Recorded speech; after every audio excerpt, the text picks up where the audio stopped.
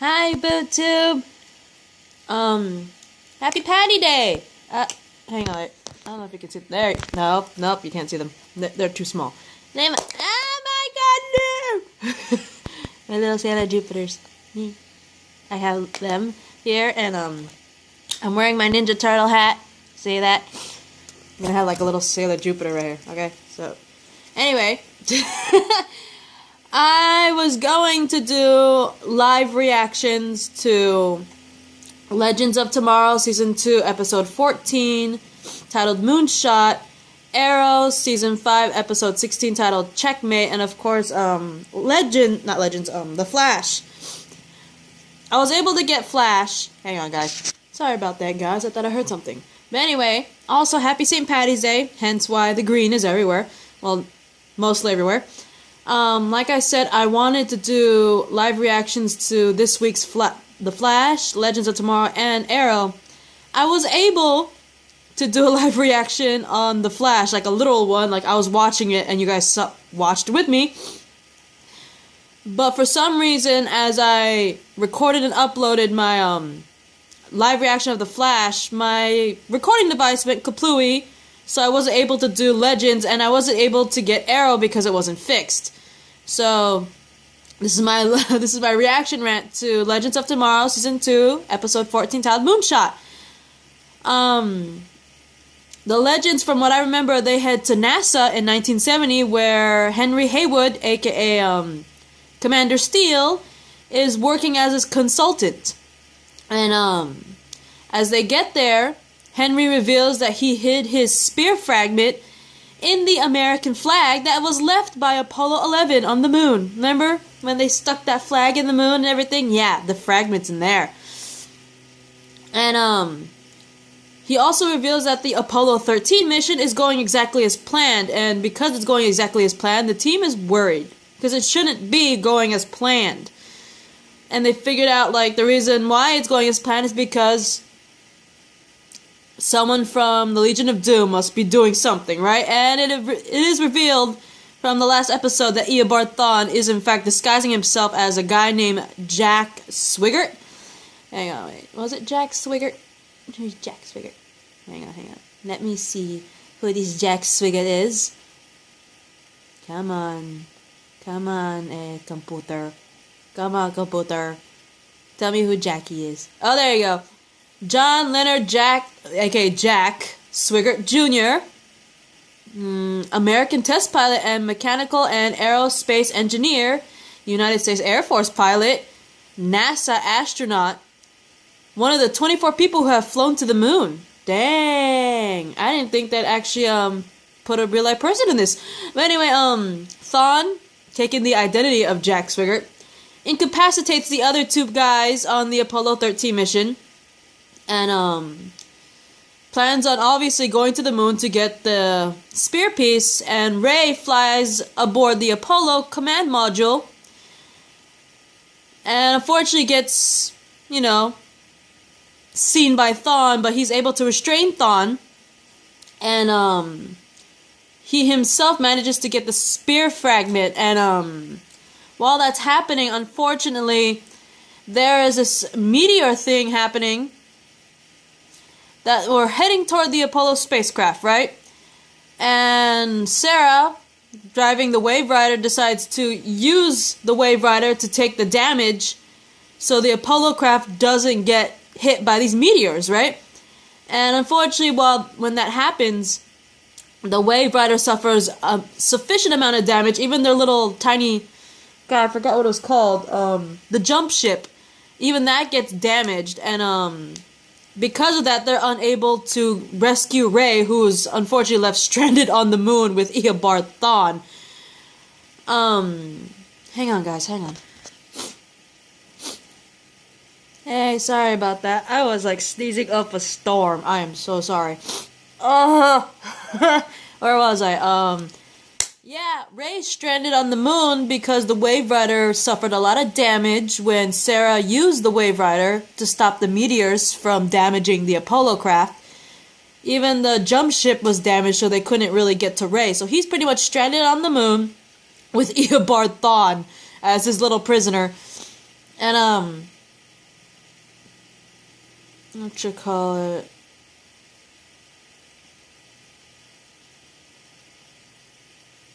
Thawne manages to convince Ray to, let him help him so they could launch themselves off the moon and get to the Wave Rider. I forgot exactly what his words were, but he was pretty much, finding common ground with Ray. Like, we're both scientists and all that stuff, and yes, I murdered people. I just can't remember what else he said. I know, like, Thawne murdering people came into question in the conversation between him and Ray.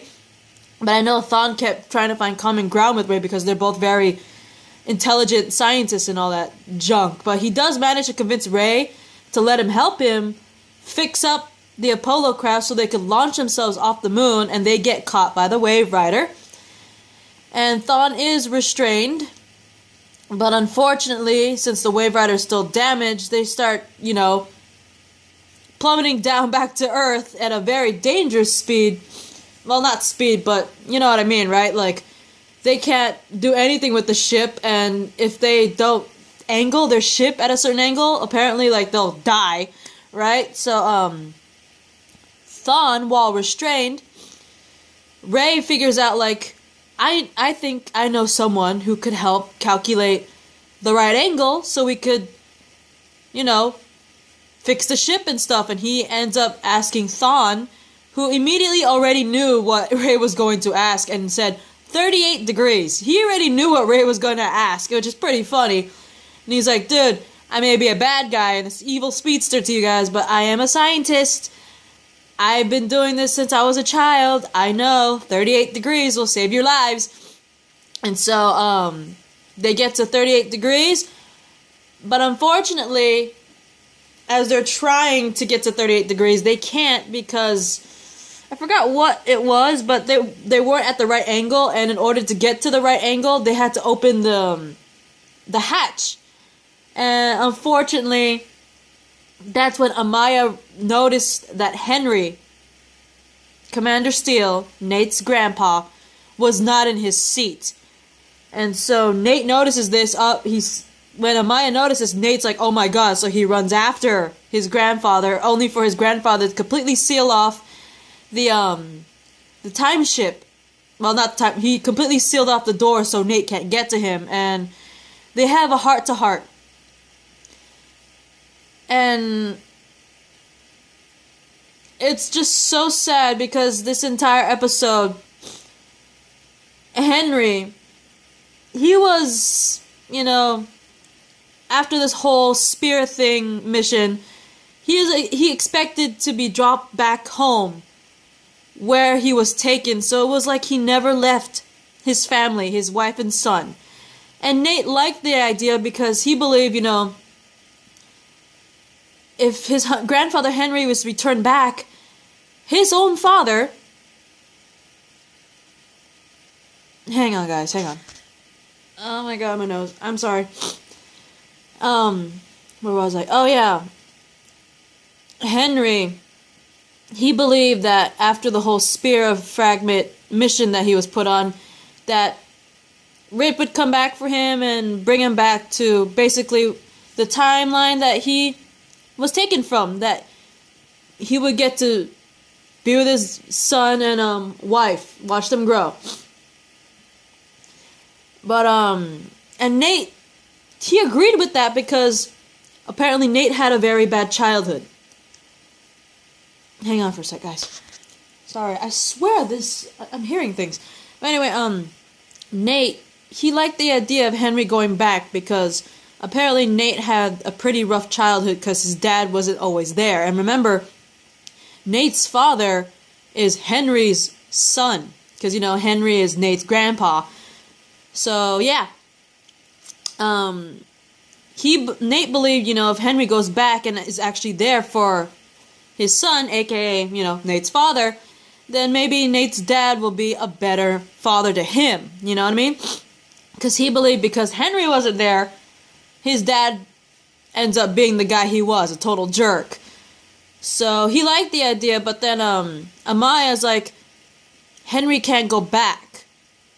Because if he does, that might change everything and might even change you, Nate. And which is true, because basically, Henry not being there for his son pretty much made his son into a jerk to his own son, which is Nate. And that's what shaped Nate to be a better person. And you change that. Nate himself might change completely, right? So Amaya actually admitted that to Henry. And Henry got confirmation by Nate. And so when Henry pretty much closes off the door and plans to sacrifice himself so he could save everyone on the Wave Rider, it was heartbreaking.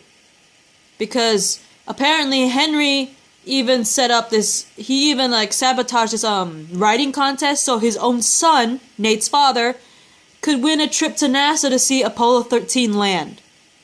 And his son was there. Because Mick, Stein, and who was it? And Jax, they were still there at the watching the whole thing. They were not on the Wave Rider at the time, and they saw Nate's dad, aka Henry's son. And the only reason why Henry, pretty much sabotaged the writing contest is because he wanted to meet his son. At least. And it was very, very sad. It was a very emotional moment because Nate's all telling Henry, please don't do this. Your son's there. He's waiting for you. My dad's there to see you, meet you. But Henry ends up opening the hatch doors and he literally just gets sucked out and flies out. Pretty much sacrificing himself so that the Wave Rider could go 38 degrees and he saved the team. And obviously Nate is disappointed because he wasn't able to get Henry back home, or at least meet his son, so he could create a potentially better life for him and his family. And it was just heartbreaking because he cries. And Amaya's there, and she's trying to comfort him. And he burst into tears. I bursted into tears. I was like, oh my god, Henry! I literally cried. It was just heartbreaking. But earlier in the episode, when Amaya revealed to Henry about not being able to send him back to where, they took him from, Nate does blow up at Amaya, right? And he's like, you know what? Why don't you ask Ray what happened when you get back, when we bring you back? What happens to your village? What happens to your daughter and granddaughter, huh? And then you'll think twice about my life and sacrificing stuff for your family. And after that whole blow up, seeing Amaya comfort Nate and he just falls apart like that is a very beautiful thing. It just breaks your heart because Nate just saw his grandfather pretty much sacrifice himself to save him and the team. Knowing that his own son, aka Nate's father, is there, right? And it's heartbreaking. It's just the worst feeling ever. But Henry does tell Nate to send a message to his son, aka Nate's father, and he does end up meeting his own father in teenage form and passes on Henry's message. And we also get a moment where Sarah and Rip are seemingly clashing on who's the captain of the ship, and they do end up reaching a mutual agreement where Rip's like, you know what, Sarah, you are the captain, but what am I? And she's like, you know what, you're a legend. You're one of us, right? And I thought that was a beautiful moment between the two of them. But what really sucks is the fact that because of the whole blow up with Nate, Amaya does ask Gideon about her village and her family. And of course, Gideon's against her, knowing her future. She does anyways. And so Amaya learns the fate of her village and her family, pretty much revealing the destruction of her village and knowledge of her own granddaughter, Mari McCabe, aka the present-day Vixen. So Amaya knows her future, and she might do something. She actually might do something, which actually scares me. She might actually do something to jeopardize her own bloodline, and I'm worried about Mari now because Amaya knows about her. But anyway, this is my reaction rant to Legends of Tomorrow, Season 2, Episode 14, titled Moonshot. R.I.P. to Henry Haywood, aka Commander Steele. You're a good man. Mwah.